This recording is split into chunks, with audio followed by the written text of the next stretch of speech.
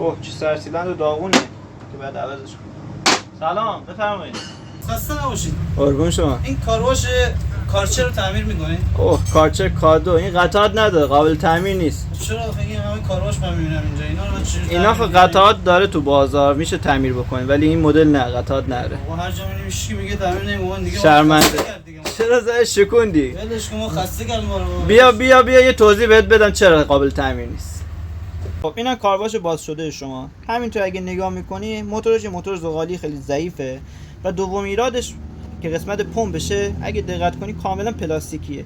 کارواشایی که تو بازار هستن معمولا جنس پمپشون از جنس آلومینیوم یا گاهم از نوع برنجیه که سرسیلند و سیلندش با وسیله پیچ به قسمت پمپش وصل شده که قسمت جدا میشه و داخل این قطعاتش یک سری کاسه نمد و پکینگ و یه شیربرقی هست که معمولا اینا خرابی ایجاد میکنن که با تعویض این قطعات پمپ کارواش کاملا مثل روز اول خودش کار میکنه. ولی این مدل از خود کارخونه به این صورت کاملا پرس شده و غیر قابل باز شدنه، یعنی شما باید یه پمپ کامل تهیه بکنین و اینجا جایگزین کنین و پمپش هم فقط یک شرکت داره که اونم قیمتی که اعلام آخرین قیمتی که گرفتن 4 میلیون پولشه که شما با این مبلغ میتونید یه کارواش نو با گارانتی بخرین. به نظر من هیچ وقت به هیچ مشتری مدل کارچر مخصوصا مدل کادوشو به هیچ کی پیشنهاد نمیدم.